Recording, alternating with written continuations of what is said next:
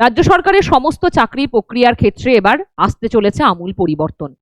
WBCS থেকে শুরু করে স্বাস্থ্য, পুলিশ, পুরসভা, বাদ থাকছে না শিক্ষক নিয়োগ প্রক্রিয়াও।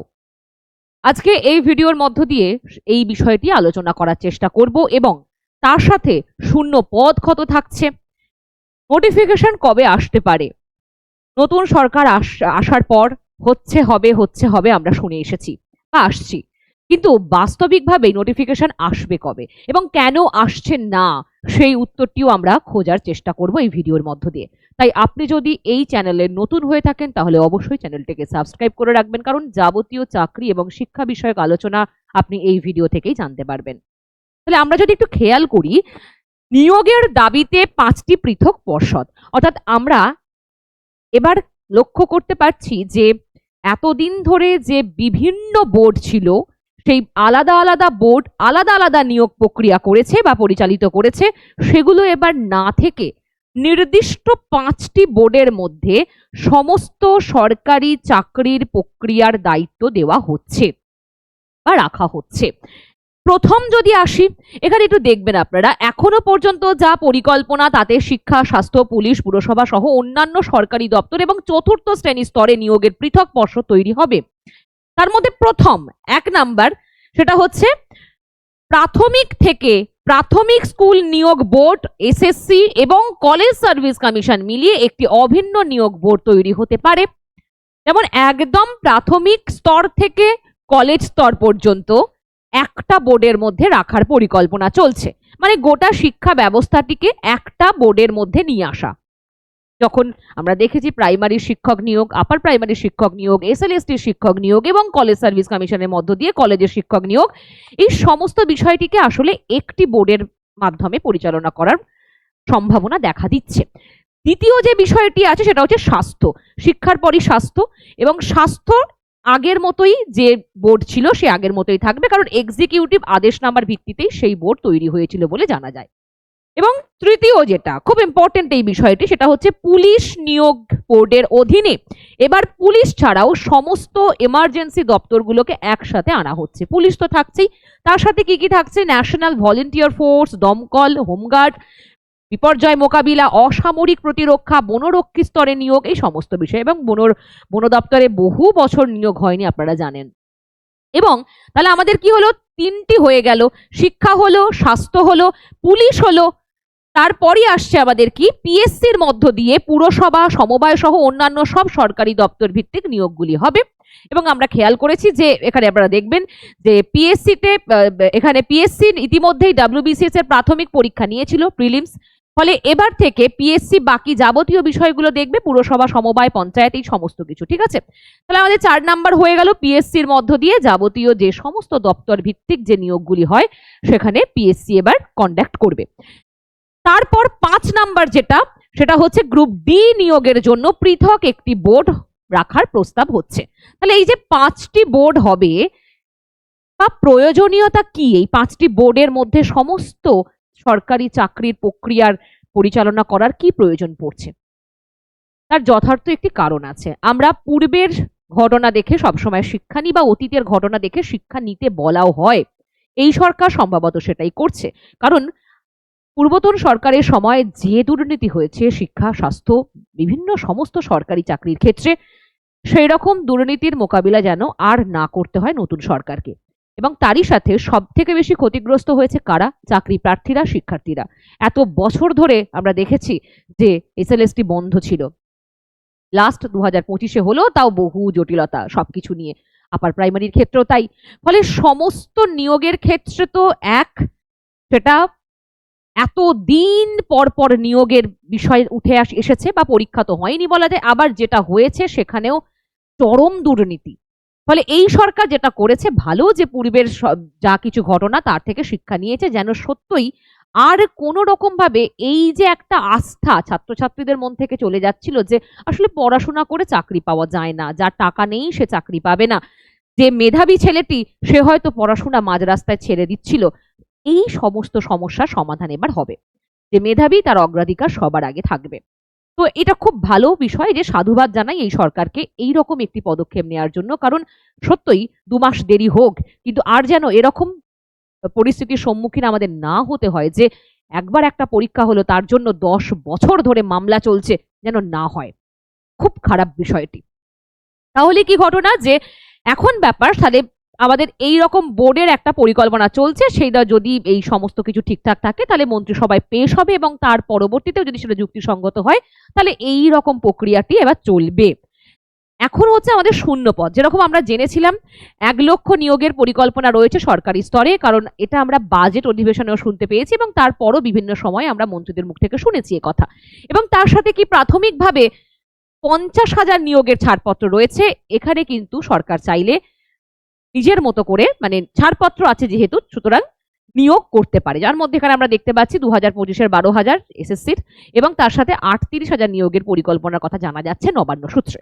ঠিক আছে, তাহলে এইবার এখানে কি বলেছি যে WBCS এর কথাটা বললাম, যে WBCS এর আমরা জানি যে 2024-এর নোটিফিকেশন অনুযায়ী প্রিলিমস পরীক্ষা হয়েছে, কিন্তু তার রেজাল্ট এখনো বেরোয়নি। তার কারণটা কি এখানে বলা হচ্ছে, পিএসসি চেয়ারম্যান নেই। পিএসসি চেয়ারম্যান কিন্তু খুব শীঘ্রই আসতে চলেছে এবং তিনি অবশ্যই অবসরপ্রাপ্ত আইএএস অফিসার অনিল ভার্মাকে এই পদে আনা হতে পারে বলে শোনা যাচ্ছে। তাহলে পিএসসির এখন চেয়ারম্যান নেই। আমরা কিছুদিন আগে দেখেছি এসএসসির চেয়ারম্যান নির্বাচিত হয়েছেন, কিন্তু পিএসসির এখনো চেয়ারম্যান কেউ নেই। তাহলে পিএসসি চেয়ারম্যান নেই বলেই স্বাভাবিকভাবে এই সমস্ত অফিসিয়াল কাজই সমস্যা তো হবেই। তাহলে পিএসসি চেয়ারম্যান আসার পরই প্রিলিমসের যদি রেজাল্ট আমরা দেখতে পাই তাহলে মেন্স খুব শীঘ্রই হবে এবং তারপর 2025-এর নোটিফিকেশন অনুযায়ীও কিন্তু কাজকর্ম এগিয়ে যাবে। এবং পিএসসি চেয়ারম্যান আসা মানে পিএসসি দ্বারা যে সমস্ত চাকরির পরীক্ষাগুলো কন্ডাক্ট করা হবে বলে এবার থেকে বলা হচ্ছে, অর্থাৎ পঞ্চায়েত অবশ্যই, তো এই সমস্ত পরীক্ষাগুলি বা এই সমস্ত নিয়োগ প্রক্রিয়ার মধ্যে গতি আসবে এবং যেগুলোর বিজ্ঞপ্তি আসেনি সেগুলোর বিজ্ঞপ্তি আসবে, ফর্ম ফিল আপ শুরু হবে, কাজকর্ম হবে। হ্যাঁ, আমি জানি আপনি এটা ভাবছেন আমার ভিডিওটা দেখতে দেখতে যে আপনারা তো বলেই যান হচ্ছে হবে, কবে হবে। দেখুন, একটা কথা খুব সত্য, এই যে সমস্ত প্রক্রিয়াটা আলাদা আলাদা বোর্ড করা অথবা এত দিনের যেরকম এলোমেলো হয়ে থাকা অবস্থাটাকে সিস্টেমেটিক ভাবে সঠিক জায়গায় নিয়ে আসার জন্য তো একটা মিনিমাম সময় লাগবে। কারণ এটা কি আপনি চাইবেন যে আজকে একটা যেমন তেমন ভাবে নোটিফিকেশন বেরিয়ে যাক, আপনার পরীক্ষা হয়ে যাক, আপনি পরীক্ষা দিলেন খুব পরিশ্রম করে, কিন্তু তারপর সেই মামলার চক্কর কাটতে কাটতে 10 বছর 20 বছর চলে গেল, আপনি চাকরি কিন্তু পাচ্ছেন না? এটা ভালো, নাকি 2 মাস অপেক্ষা করা ভালো, যে যাতে পরবর্তীতে আর কোনো দুর্নীতি না হয়, মামলার জটিলতায় মধ্যে জড়াতে না হয়, সুষ্ঠুভাবে একদম স্বচ্ছতার সাথে চাকরি হয় এবং তার পরবর্তীতে সেই গতিতেই যেন আবার পরবর্তী সময়ে চাকরির পরীক্ষা হয়? আমরা প্রত্যেকে এটাই চাই। তাই একটু সময় লাগছে, কিন্তু একটা কথা মনে রাখবেন যে সয় সেই কিন্তু রয়। হ্যাঁ, যে সয় সেই রয়, অর্থাৎ একটু ধৈর্য ধরতে হবে। এত বছর ধরে তো পূর্বতন সরকারের সময় থেকে এতদিন ধৈর্য ধরেছেন, তাহলে এখন তো একটু ধৈর্য তোমাদেরকে ধরতে হবে। এবং এই জন্যই বলছি, প্রস্তুতি থেকে আমাদের বিচ্যুতি ঘটলে হবে না। যে এই সময় নিজের লক্ষ্য থেকে সরে যাবে সে কিন্তু সত্যই নিজের পায়ে নিজে কুড়ুল মারবে। তাই এখন একটু ধৈর্য ধরে দাঁতে দাঁত চেপে নিজের প্রস্তুতিটা চালিয়ে যাও, সবটাই হবে। এবং সত্যই যে পরিশ্রম করবে, যে তার নিজের সবকিছু দিয়ে চাকরিটার জন্য জান প্রাণ লড়িয়ে দেবে, সেই চাকরিটা পাবে। কারণ এই সমস্ত কিছু হচ্ছে মানে আর কিন্তু ফাঁক ফোকর থাকবে না।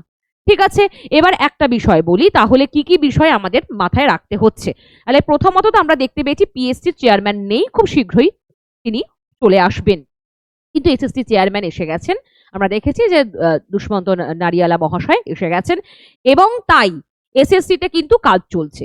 এসএলএসটি 9-10 ভেরিফিকেশন শুরু হয়েছে, ইন্টারভিউ শীঘ্রই হবে এবং আশা করা যাচ্ছে যে সমস্ত কিছুই এই বছরের মধ্যেই কিন্তু সম্পন্ন হয়ে যাবে।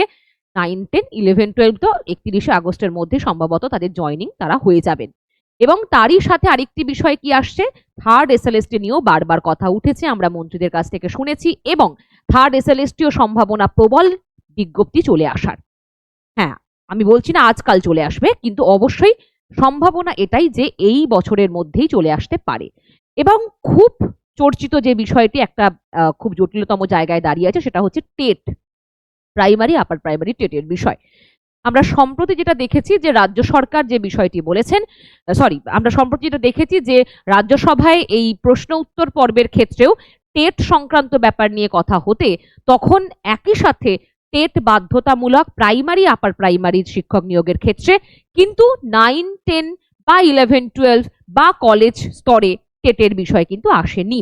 তবে এটা একটা অন্য বিষয়, পরে আলোচনা করব। তবে এক্ষেত্রে বলে দিলাম যে টেট কিন্তু পুজোর আগেই টেটের বিজ্ঞপ্তি আসার সম্ভাবনা আছে, কারণ এটা আমরা সকলেই কম বেশি শুনতে পেয়েছি এবং অন্যান্য রাজ্যে কিন্তু টেট হয়ে গেছে।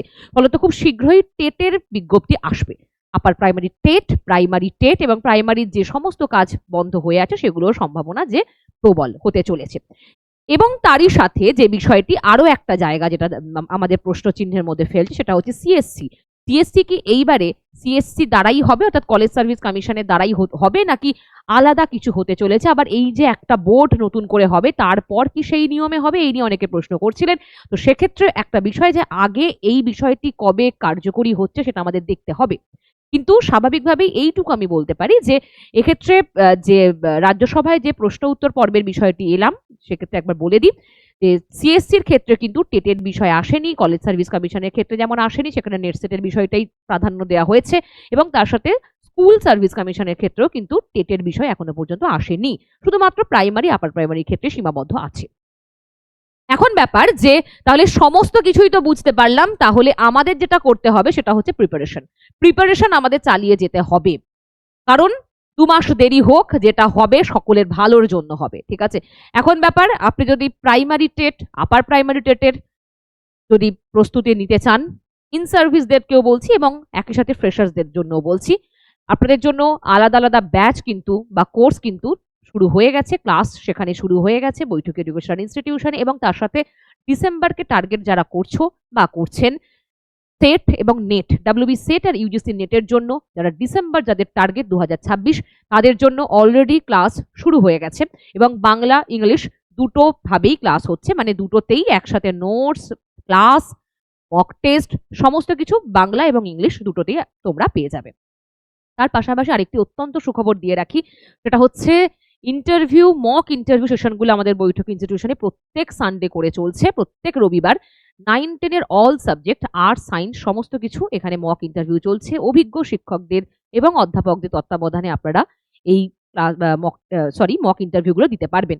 আপনারা চাইলে অবশ্যই ইউটিউব ভিজিট করুন এবং ফেসবুক চ্যানেল ভিজিট করুন, অথবা সরাসরি গুগল থেকে ওয়েবসাইট ভিজিট করে সমস্ত কিন্তু দেখতে পারবেন। আগে দেখবেন, তারপর নিজেদের নাম নথিভুক্ত করবেন। পাশাপাশি আরেকটি অত্যন্ত সুখবর দিয়ে রাখি, খুব শীঘ্রই বৈঠক ইনস্টিটিউশনে আরো বেশ কিছু কোর্স আসতে চলেছে, তার মধ্যে একটা অন্যতম সেটা হচ্ছে ডাব্লিউবিসিএস, এবং তারই সাথে সাথে আরো একটি খুব গুরুত্বপূর্ণ কোর্স সেটা হচ্ছে নিট। ফলে এই প্রত্যেকটি ইনফরমেশন আপনাদের দেওয়ার ছিল, অবশ্যই আপনারাও শেয়ার করে নেবেন আপনাদের সমস্ত বন্ধু বান্ধবদের সাথে এবং আপনাদের ছাত্রছাত্রীদের সাথে। ভালো থাকবেন, যদি আপনাদের কিছু বলার থাকে অবশ্যই কমেন্ট করে জানাবেন, কিন্তু একটা কথা মাথায় রাখবেন, যেটা হবে ভালোর জন্য হবে, ধৈর্যের ফল সবসময় ভালোই হয়। ধন্যবাদ।